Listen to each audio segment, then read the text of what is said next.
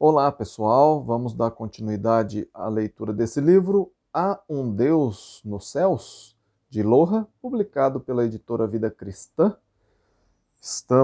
Vamos começar hoje o capítulo 4, que vai falar sobre Há um só caminho, e diz o seguinte: Ruth nunca havia sido tratada de maneira tão dura. Inteiramente confusa, no dia seguinte ela foi falar com a mãe. Mamãe, o que a gente faz agora? Não admito que minha Bíblia seja destruída. Ela é a palavra de Deus. Não consigo entender a atitude do papai.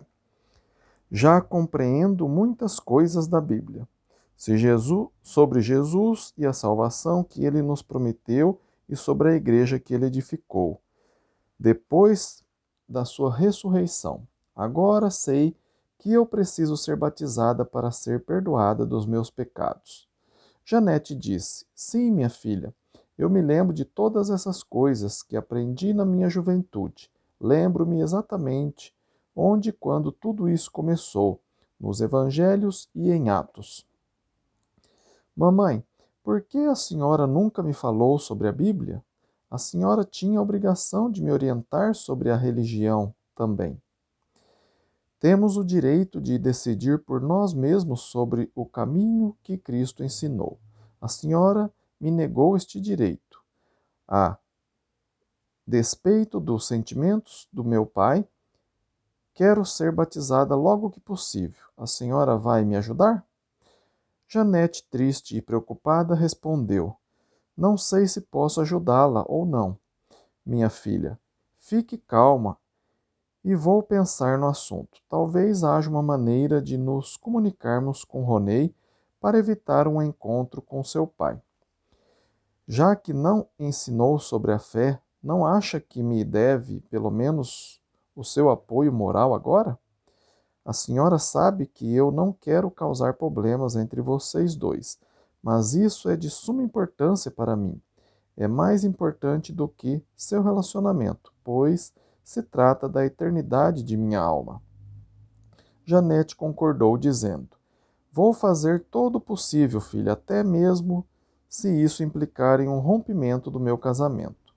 Quem me dera poder orar como antes. Preciso tanto de sabedoria, mas você sabe que eu não estou em comunhão com Deus há muitos anos. Ronei disse que quando um cristão peca, não tem de se batizar de novo. Ele simplesmente confessa seu pecado em oração e o Pai o perdoa. A senhora apenas precisa pedir a Deus para perdoá-la, se estiver sinceramente arrependida. O Pai irá perdoar seus pecados e então poderá pedir orientação sobre o meu caso. Naquele momento, Janete fez algo que não havia feito durante anos a fio. Prostrou-se perante Deus e orou. Ó Senhor, perdoa-me por minhas ofensas. Não mereço nem mesmo falar contigo. Se eu tivesse sido fiel a ti, talvez tivesse convertido meu marido. Pai, olha para este coração quebrantado e escuta a minha súplica. Dai-me sabedoria para ajudar a Ruth. Chorando, ela orou por longo tempo, expressando sua culpa e suas ansiedades. Pediu que o Senhor ajudasse a sua filha na busca da salvação. E quando terminou, sorriu e disse: Minha filha, há anos que eu não me sentia tão feliz. Sinto a presença de Deus. Vou estudar a Bíblia com você, apesar da oposição de seu pai. Ruth abraçou a mãe, dizendo: Obrigado, mamãe, por essa bela oração. Sei que Deus já te perdoou. Ronei ainda tem muito para me ensinar, especialmente sobre como ser salvo. Podemos realmente estudar juntas? Seria uma grande bênção para mim, especialmente com a senhora ao meu lado. Ronei me pediu para ler alguns exemplos de conversões no livro de Atos. Tenho certeza que posso ajudá-la, pois eu me lembro de vários exemplos de conversão na Bíblia. Acho que Deus vai me ajudar a lembrar-me muito da sua palavra. Seu pai está fora de casa agora. Vamos para seu quarto estudar antes que ele volte. Janete esperou enquanto Ruth levantou uma tábua no chão e tirou sua preciosa Bíblia embrulhada em um plástico. Decidiram trancar a porta porque Toninho poderia voltar a qualquer momento e descobrir o que estavam fazendo. Janete não queria que mais nada atrapalhasse a nova fé no coração de sua filha. Ela abriu a Bíblia no capítulo 8 de Atos e começou com a conversão do eunuco etíope, o qual era tesoureiro de um reino muito distante da Palestina. Ruth lhe disse: Ronei mencionou esse caso, mas só de passagem. Janete continuou: Este homem viajou até Jerusalém para adorar a Deus. Ele nunca havia ouvido falar de Jesus nem da sua igreja. Por isso não sabia que existia um caminho melhor para seguir. Precisava de alguém para ensinar-lhe a nova verdade pregada por Cristo. Ruth perguntou: E qual a distância que ele viajou? Aproximadamente 1.600 quilômetros em um tipo de carro puxado por cavalos. Ele já estava voltando para casa, passando pelo sul da Palestina em uma região desabitada. Entretanto, o anjo de Deus instruiu um evangelista chamado Filipe para que ele fosse levar a mensagem cristã ao eunuco, que estava lendo em voz alta o capítulo 53 de Isaías. Neste capítulo, o profeta Isaías falava de um homem que seria sacrificado como ovelha por nossas iniquidades. Ruth perguntou: Isaías estava profetizando sobre Jesus, não é? Sim, filha. E foi isso exatamente que Filipe disse para o oficial. Ele começou no mesmo capítulo e pregou para ele sobre Jesus. Depois de ter mostrado ao eunuco o propósito divino de Cristo e a maneira de ser salvo, eles aproximaram-se de um local onde havia água e o eunuco quis ser batizado imediatamente. Filipe lhe disse que poderia se cresce em Cristo. E o eunuco fez uma bela confissão de fé em Cristo. Olhe bem aqui, filha. O texto diz que ambos desceram à água e Filipe batizou o eunuco e então ambos saíram da água. Isso demonstra claramente a maneira como o eunuco foi batizado. Entendi, mamãe. O eunuco foi imerso na água, não é? Sim, Ruth. Em Romanos capítulo 6, a Bíblia diz que somos sepultados com Cristo na morte pelo batismo. Isso é um símbolo de sepultamento e da ressurreição de Cristo. Se um de nossos animais domésticos morresse, você não jogaria só um punhado de terra sobre ele. Você o sepultaria em uma cova. Assim é nosso batismo, um sepultamento dentro da água para lavar totalmente os pecados. Essa foi uma boa ilustração, mamãe. Posso ver, através da conversão do eunuco, que é necessário crer que Jesus é o Filho de Deus, depois confessar a fé e então ser batizada. E já entendi também que é necessário arrepender-se dos pecados e, depois do batismo, ser incorporado à Igreja de Jesus.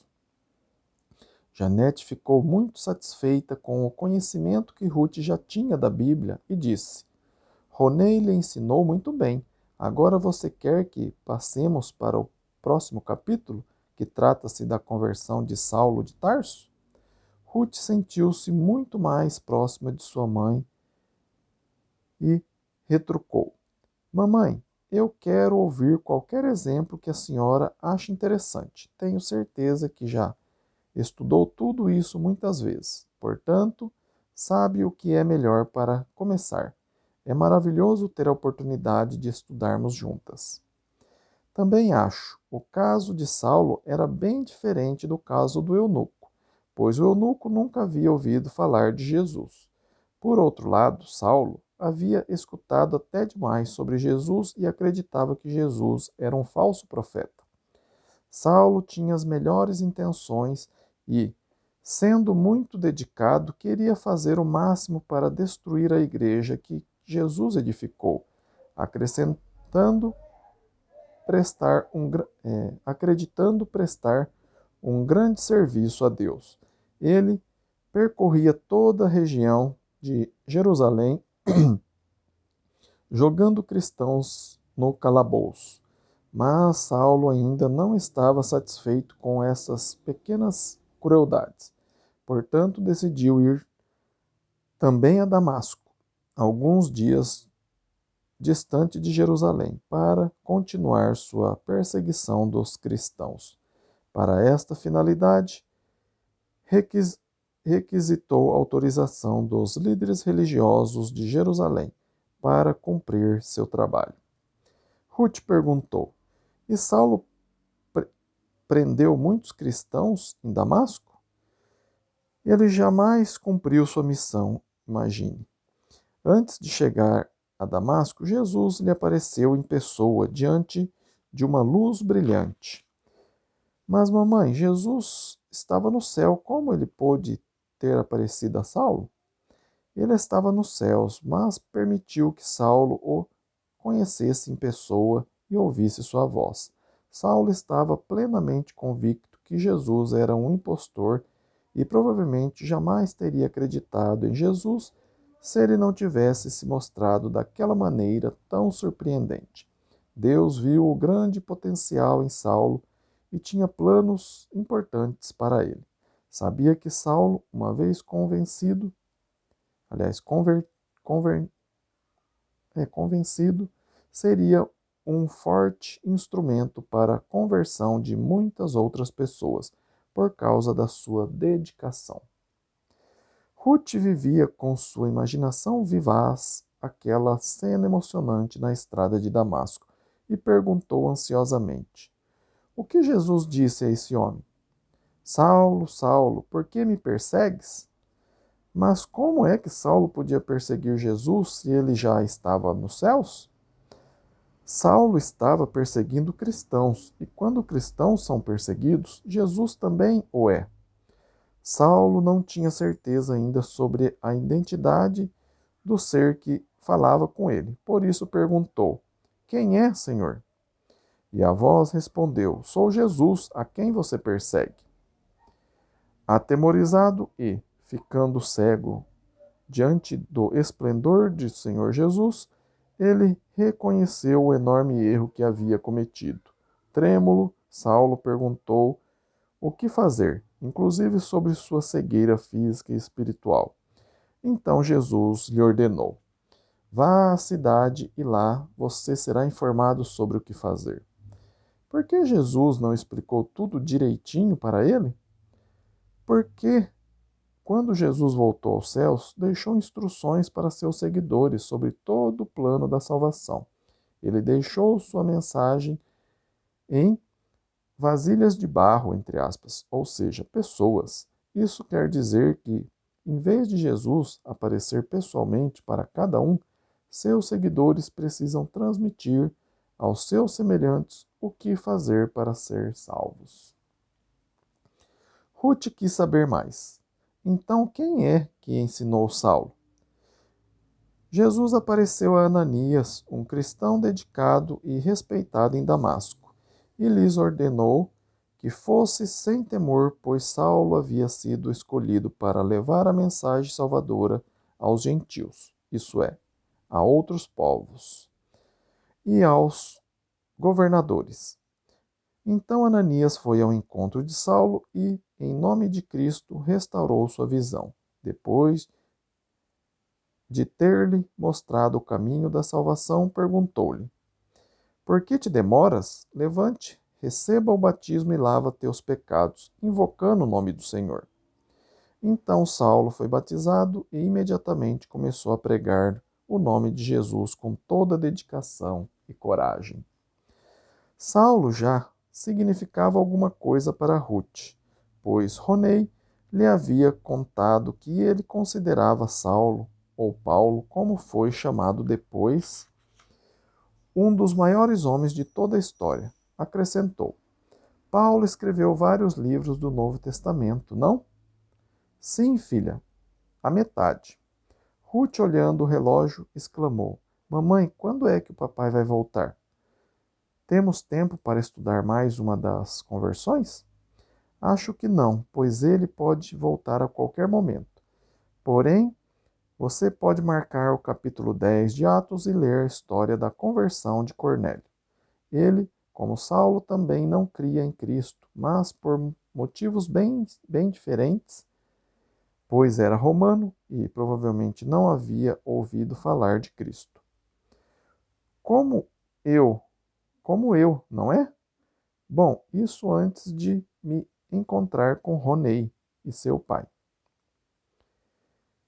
E Ruth marcou o capítulo 10 de Atos porque queria saber sobre a salvação desse homem de nacionalidade diferente dos judeus. Se ele pôde tornar-se cristão, então ela também poderia. Durante o jantar naquela noite, ninguém disse nada. Ruth só sentiu o peso do silêncio, lembrando-se da ira do pai. Agora existia entre eles uma grande barreira, e ela não sabia o que fazer para derrubá-la. Naquela noite, ninguém dormiu bem. Havia uma tempestade lá fora e outra no coração dos três. Ruth passou uma noite turbulenta pensando sobre como poderia ver Ronei de novo e como poderia ser salva. Toninho também não conseguiu dormir, porque aquilo que ele tanto temia havia acontecido. Ele não tolerava a ideia de sua filha rebelar-se contra ele. Além do mais, ficou preocupado em evitar que Ruth escapasse de casa e fosse ao atol das Palmeiras, ao encontro de Ronei. Se ela tentasse fugir, poderia se afogar nas violentas ondas do mar. E se isso acontecesse, seria culpa dele. Durante a noite, muitas vezes foi ver se ela ainda estava no quarto. Ruth ouvia cada vez que seu pai entrava, mas fingia estar dormindo. Finalmente, Toninho falou com Janete, que também continuava acordada. Janete, eu suponho que você vai ajudar Ruth a escapar, não é? Se você apoiá-la nisso, eu irei embora. Não estou brincando. Espero que você pense seriamente no que eu lhe disse. Janete replicou: Entendo, mas espero que haja uma maneira de mudar o seu coração. Quem nos dera não ter permanecido nessa ilha. Muito irritado, Toninho perguntou: Por que você falou assim? Está dizendo que não me ama mais? Que você quer ir embora com aquela sua filha ingrata? Que tolice, Toninho. Você sabe que eu amo, mas amo também a nossa filha. Duvido que ela vá se esquecer da crueldade com que você a está tratando agora. Sei que eu não conseguirei esquecer disso. Ruth não é ingrata. Ela é uma moça cheia de ternura, que sempre nos amou e obedeceu, mas agora ela está muito magoada. Vejo então que tenho duas contra mim e não apenas uma. Você está me abandonando. Que seja assim. Eu vou ficar sozinho, mas não vou mudar de ideia de jeito nenhum. E mais, vou destruir aquela Bíblia, nem que seja a última coisa que faço. Mas, Toninho, o que você ganha com isso? Ela já sabe o suficiente para tornar-se cristã. Se você destruir essa Bíblia, ela arranjará outra. Não arranjará nada se eu a trancar em seu quarto. Janete ficou chocada. Você não pode fazer uma coisa dessas. Posso e vou. Depois de uma noite quase sem dormir, Toninho levantou-se cedo e bateu na porta do quarto de Ruth. Quando ele não ouviu resposta, gritou: Janete, onde está Ruth? Janete calmamente respondeu: Estamos aqui na cozinha. Venha tomar café. Desconfiado, ele perguntou: Por que vocês acordaram tão cedo? Estão planejando alguma coisa? Se estão, ela não adiantará, pois estarei vigiando dia e noite. Ruth respondeu: acordamos cedo porque não conseguimos dormir. Papai, por favor, deixe Ronei vir aqui, assim terei a oportunidade de explicar-lhe o nosso problema. Absolutamente, tenho tanto ódio dele que não me responsabilizo por meus atos. Por quê? Porque eu fui tão cego? Ruth perguntou: por que o senhor está tão cego agora? O senhor diz que me ama, mas eu não acredito mais na sua palavra. Até hoje eu nunca duvidei do seu amor, mas agora eu sei que o amei de todo o meu coração, mas agora não sei mais se o amo. Não quero odiá-lo, mas o Senhor está me obrigando a fazê-lo. Toninho respondeu com amargura: não há nada que você possa dizer para fazer-me mudar de ideia. Você sempre conseguiu me manipular, mas dessa vez não. Ruth, esqueça-se desta confusão e vamos voltar a ser amigos como antes. As lágrimas caíram dos olhos de Ruth quando ela perguntou: como podemos ser amigos quando o senhor está me ferindo tanto? Toninho bruscamente respondeu: não estamos resolvendo nada desse jeito. Esqueça. Não vamos falar mais desse assunto. Nunca mais. A essa altura, ninguém conseguiu comer nada. Todos deixaram a mesa e Toninho disse a Janete: vou à vila. Você deve ficar de olho em Ruth. Se você permitir que ela saia, eu a matarei. Com isso, ele saiu, batendo a porta com força. Ruth caiu nos braços de sua mãe e ambas choraram. Então Ruth pediu: por favor, mamãe, deixe-me ir ao atol para que Ronei possa me batizar? Não posso, filhinha. Tenho certeza que seu pai deixou alguém para nos vigiar. Teremos de dar um jeito, mas já mandei um recado para o Sr. João, que sempre nos ajudou desde o dia do acidente do avião, há tantos anos atrás. Ele é compreensivo e tenho certeza que nos ajudará. Pedi que ele levasse um recado para Ronei. Ruth agradeceu à mãe e, beijando-a, foi para o seu quarto, onde leu alguns salmos para neles achar consolo. Depois abriu a Bíblia em Atos, capítulo 10, e leu a história de Cornélio. Ela compreendeu que ser apenas bom não é suficiente para ser salvo. Aprendeu que Cornélio era um homem devoto, que temia Deus, doava seus bens aos pobres e orava continuamente. Ruth pensou: puxa, meu pai se considera melhor do que qualquer cristão, mas ele não é digno sequer de andar na sombra de Cornélio, nem quando este não era cristão ainda. Viu que Cornélio recebera instruções divinas de enviar mensageiros à cidade de Jope para trazer o apóstolo Pedro, o qual o orientou sobre como ser cristão. Leu sobre o que aconteceu depois, como Pedro finalmente entendeu que todos os homens, de todas as raças, merecem ouvir o Evangelho, que Pedro pregou para Cornélio e seus colegas e que, de repente, Deus enviou o Espírito Santo para esses gentios, mostrando que todos os estrangeiros, e não apenas judeus, eram aceitos por Cristo, e que Pedro lhe ordenou o batismo e todos foram batizados. Ruth ficou tão absorvida com a história que deu um pulo ao ouvir seu pai bater a porta, gritando: Ruth, sei que você está aí. Abra esta porta imediatamente.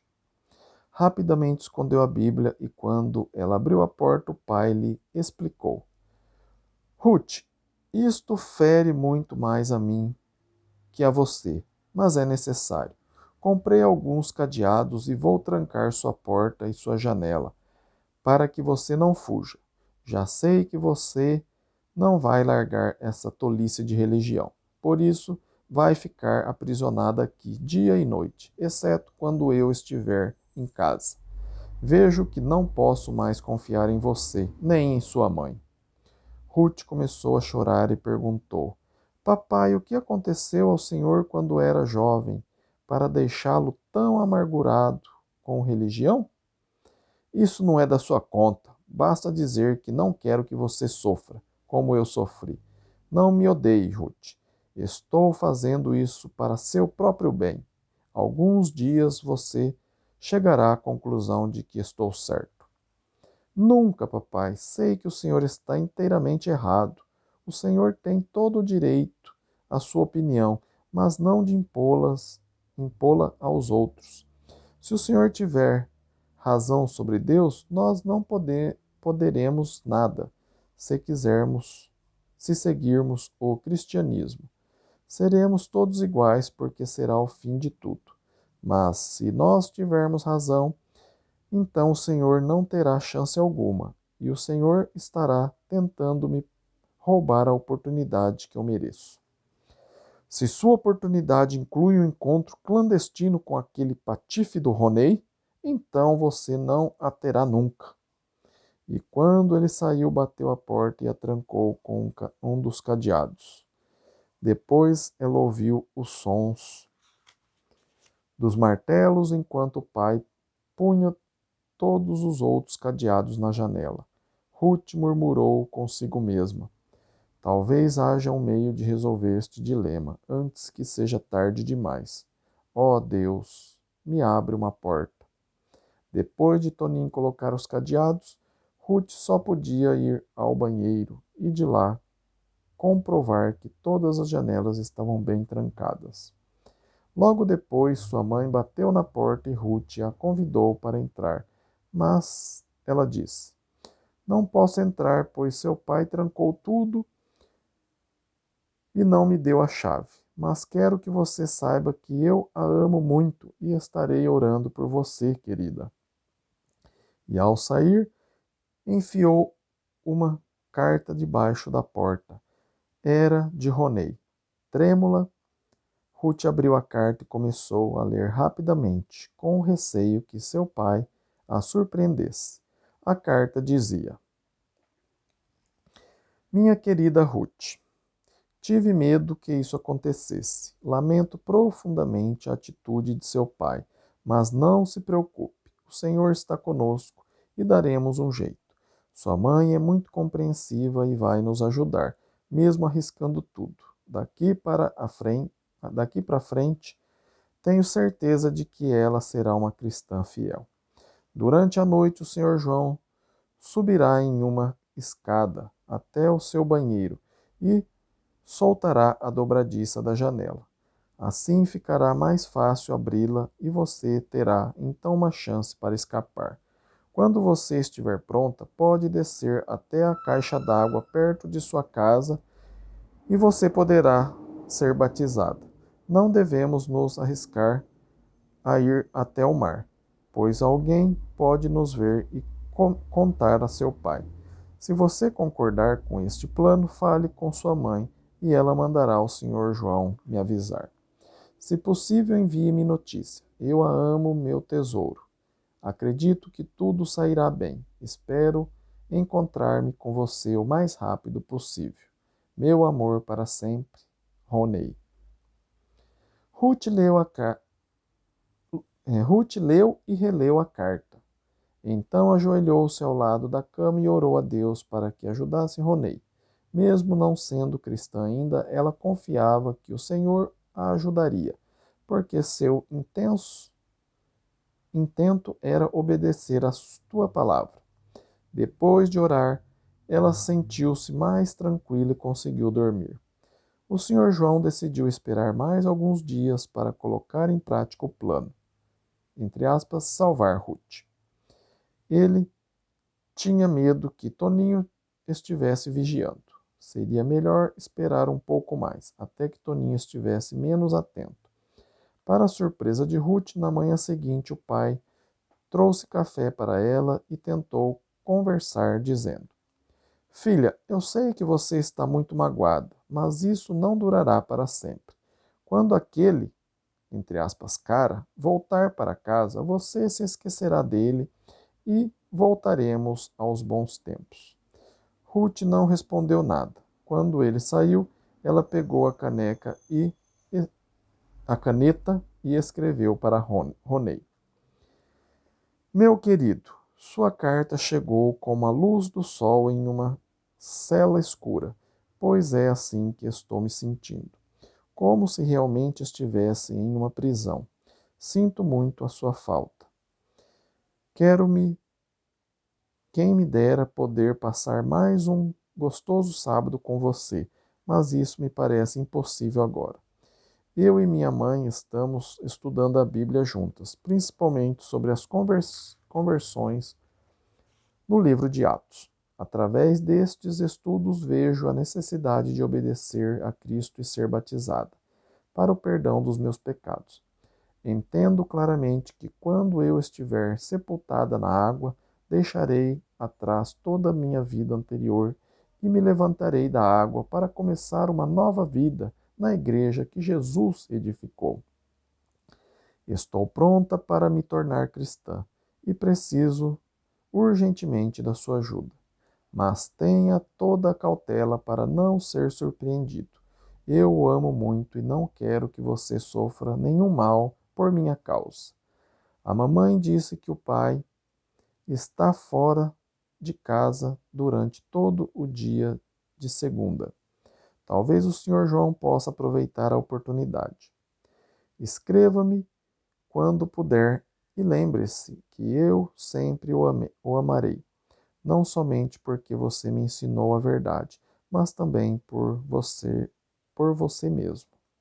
Com todo o amor da sua Ruth. No decorrer dos dias de prisão, Ruth mal tocava na comida. Janete ficou muito preocupada e implorou a Toninho para que tirasse os cadeados, mas ele continuou a recusar, exclamando: Estou estranhando muito a atitude de Ruth. No passado, sempre senti orgulho dela, por causa da sua meiguice. Ela era muito parecida com você, mas agora ela está mais parecida comigo. Isso é, ela está ficando cabeça dura. Janete observou. É porque está lutando por aquilo que acha certo. É isso aí, você está tomando partido dela. O que aconteceu com a sua promessa de me obedecer? Não estou querendo desobedecê-lo, meu bem. Amo vocês dois, mas dessa vez acho que você está totalmente errado. Não me chame mais de meu bem, até que você decida colaborar comigo para tirar essa tolice da mente de Ruth. Acredito que você a ajudaria a fugir, se tivesse oportunidade. E quanto a este negócio dela se tornar cristã, 3 pontinhos. Com essas palavras, ele saiu novamente furioso. Terminamos o capítulo 4. Depois o capítulo 5 vai falar: existe só uma maneira de adorar a Deus? Se você está gostando da leitura desse livro, Há um Deus nos Céus, um belo romance cristão de Lohan, publicado pela editora Vida Cristã. Peço para que você deixe aí o seu like, compartilhe esse vídeo aqui para os seus familiares, seus amigos, suas redes sociais. Peçam para eles se inscreverem no canal, né, para que a mensagem de Deus chegue a mais pessoas, tá bem? Se ficou alguma dúvida do que eu li hoje aqui ou qualquer um outro assunto da Bíblia, escreva para mim. Meu e-mail está aí na descrição do vídeo. É ronaldozm@gmail.com. Terei o maior prazer de sentar, estudar a Bíblia com você ou fazer isso através de uma videochamada, tá bem? Agradeço o tempo que você tem aí investido em aprender a palavra de Deus e tenho certeza que Deus também está contente com isso, tá bem? Fiquem com Deus e até o próximo vídeo. Amém?